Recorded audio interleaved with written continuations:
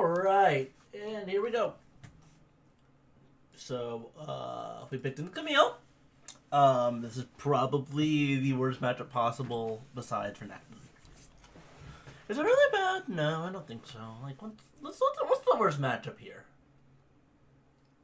Riven's pretty bad. Anyways. So, he's not leeching there, you're never getting any help, etc. Alright, so, first thing. Like, I don't think we're using, E here nearly as effectively as we would like. So what we want to do against Camille in level 1 is we just want to take W and look to like trim the wave as it's coming in. I noticed as we went forward, you would like miss a bunch of CS that you probably shouldn't be missing. And then like we're artificially pushing the wave against us when really so this is a concept that I haven't taught you yet. But basically, if you push the wave this way, right? It eventually gets to the tower like somewhere around here. And then Camille's like in an awkward situation where she can't ward Try and she can't ward River, so that gives like your juggler an opportunity to gank in that situation. And then you're gonna end up building up the wave so big that you're able to just push it all at once and shove it into their tower, and that way you get a free back. And I know it's hard to like visualize right now, but that's like what we're trying to do in situations like these when we're in bad matchups. That way we don't have to worry about the juggler coming to ruin our day even further. If you have any questions about it, feel free to ask me. I think I explained it pretty thoroughly. This is like one of the big things to top. I don't know, you used to be an AD carry, right? So you probably understand freezing the wave and then pushing it out to like a certain extent. But in top lane, it's super important that you're able to do that in losing matchups. Because so here, right now, where the waves where it wants it to be for him, thankfully, you know, your Shago isn't anywhere near you. He decided to invade. But imagine if you're without a ward in this situation and you know your jungler's never going to be there. We're just like completely screwed, right? And so like the reason this matchup is like so bad is because she pretty much does everything we don't want out of a champion. She heals, she trades far better than us. So she has true damage to ignore our what do you call it? To ignore our passive. And so we're just sitting here like for like ever, and like obviously like if the jungler ever shows up, like we're completely screwed. But you see how it's like going to build up here? All you have to do is play back, you know, just like, farm whatever CS you can.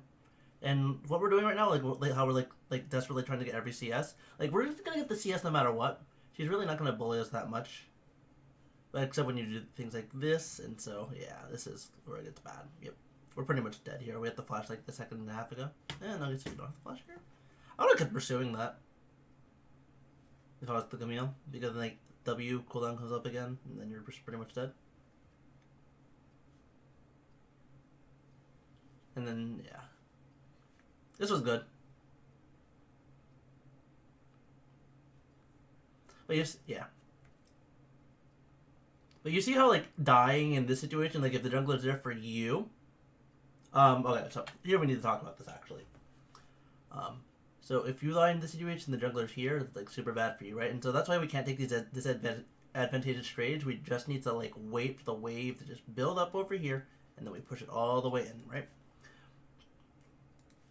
And so when we do this, because imagine if the tables were turned, we'd be completely screwed. So in this situation, you have such a gigantic wave. Literally, all you want to do in this situation is like you just want to trim these back lines and then back as fast as possible, and then teleport back in. Because then you get to freeze it here, and then it's permanently here for Twitch to revisit for a gank at that point, right? Camille still has flash, Camille still has teleport, so she's probably going to be teleporting onto here too, and that's a really easy cleanup for YouTube.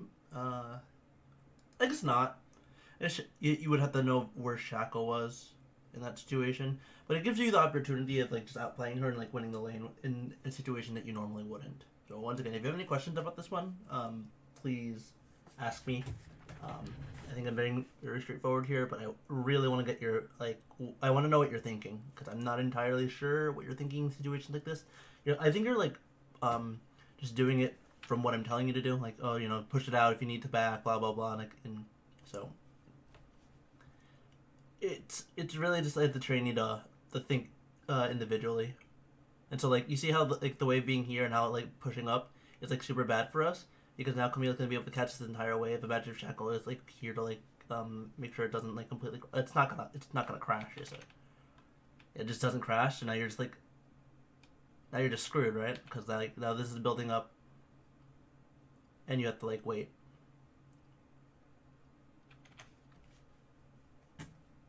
Thankfully, jungler dies. You don't have to worry about this. You have to play a little bit longer, and I actually think like you were taking like decent trades in this game. It's just like the champion just seemed like it's like really hard to beat until like you're getting in your magic damage as you can.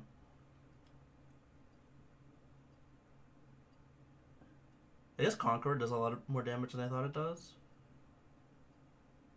But yeah, like we don't ever want to be here. We just don't ever want to be here. And so when like so you see when you're trimming these minions here, but you don't think you're gonna get any CS, you're just like trying to get as much CS as possible. It's like the opposite of what we want to be doing. We just want to wait. We just want to let it push.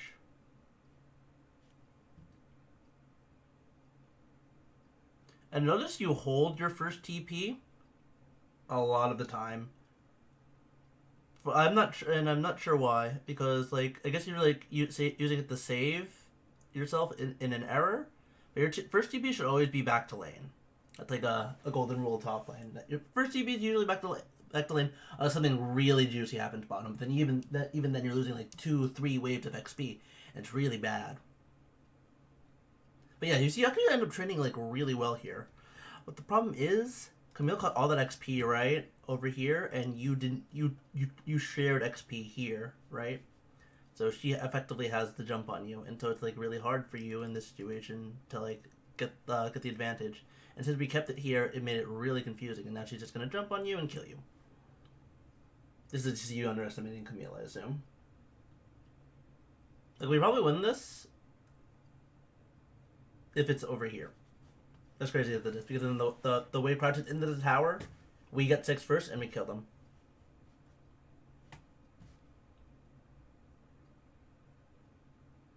Oh my god, he didn't die. Oh my god, 7 HP?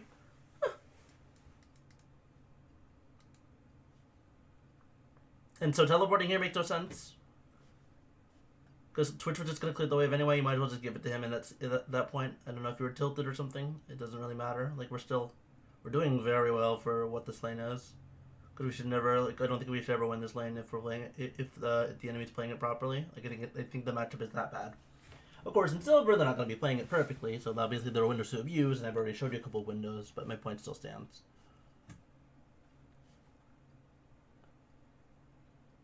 So it's getting a little bit better in terms of like minion wave management. It's like okay, we're dead.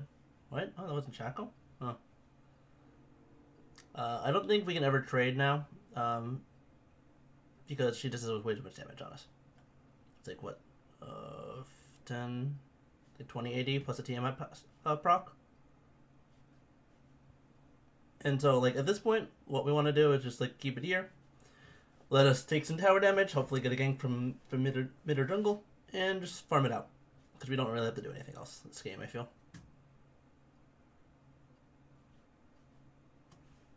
Yeah, we're going to speed up here. Like, I like how we're playing a lot better with our reactive E's, and that's good. I keep trying to think if there's like an AoE item for Fizz, and it's really just not. It's just, you just gotta farm it out. And get like Sheen and use your W. Was it the other game where you were having a CS signature? It might have been the other game. My apologies. Yeah, it was the first. It was the first game you sent me today. Yeah, I remember now. That's bad. Kanai just kills you. Very nice.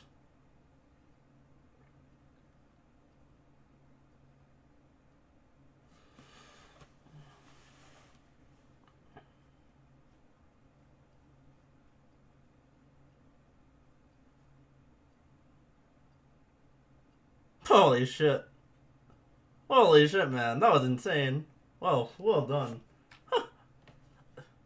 You actually aren't that bad if you aren't, like, If you like have understand the capabilities of the champion, you'll be fine in top lane. Wow, that was really good. Yeah, here we go. And so this is kind of what I'm talking about. Like when you take these disadvantageous trades, and the jungler isn't like complete dog shit. Like he just waits here, and then like clips into clone in when the wave's crashing, and then like there's nothing for you to do. Like you're just dead. And that's why I don't like trading when we're disadvantaged. And just like, and so like, imagine that. Yeah, it's just like, I remember, yeah, and then he ended up getting you. But yeah, this is kind of what I was talking about. Anyways, just need to avoid those trades before the minions hit the turret because it's just too much of an XP loss, and we're too and now is where it gets bad, right? This is where you started to struggle a lot more, I assume. Okay, well, anyways.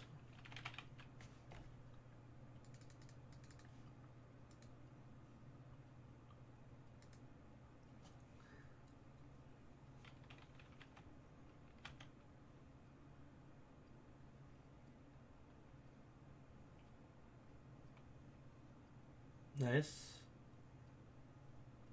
I don't think you can pursue this, unfortunately. Yeah, I don't think so. At the very most least, we'd be trading.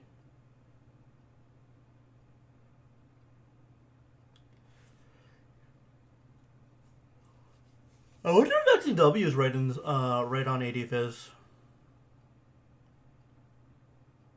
I don't think so.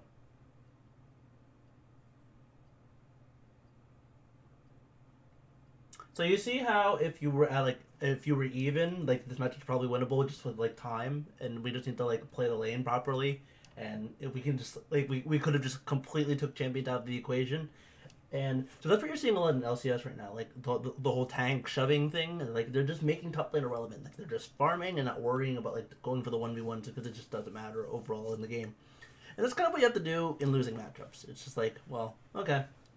I'm just gonna sit here and farm, not do anything, and then if my jungler decides to come help me, I'll set him up. Other than that, not really. And you know, and that's boring, of course, right? And then you start looking for the outplays, and you get outplayed yourself, and you're like, oh well, now I had to make another outplay to fix my outplay, and then you make two mistakes, and then you're dead twice. You're like,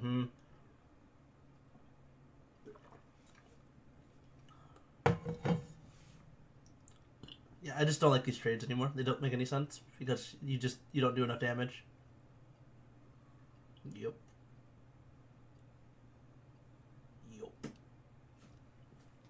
I think that's all we need to talk about. Like if like I guess we'll like continue through the game and like look for things. Like honestly, look at all your deaths, but this is a bit pretty straightforward, right? And I really, really, really, really, really, really, really want you, in the next clips you send me, to ask about, like, give me timings where you think you like did the wave perfectly or did the wave poorly, if that makes sense. That's because like, did we end up just like, yeah, we just had no gold, right? This entire game. Yeah, we just have no gold, and we're just like waiting to like farm up, and then eventually someone just happens to carry us. I see.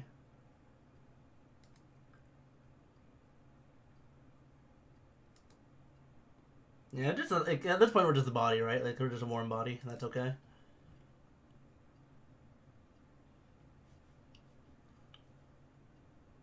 Let me see how you team fight with this guy.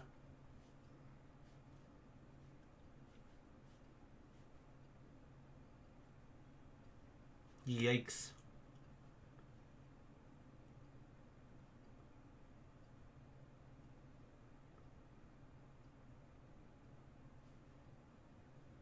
Holy crap.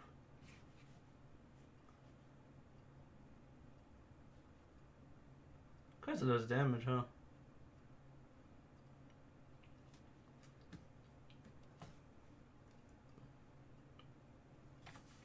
Yeah, so like you're basically about like a slow bot with like a semi-relevant ultimate, and like the enemy needs too fed. It's interesting, but yeah, okay.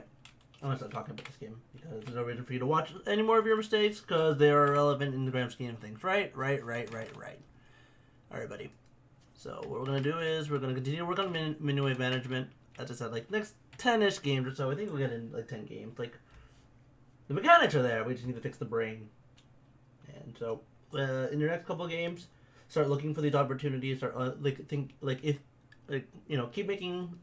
start making decisions for yourself in terms of like lane, and then I think you'll be able to quickly identify if you screwed it up or not. And then if you have any questions, give me that game, and I'll break it down for you. All right, sounds good.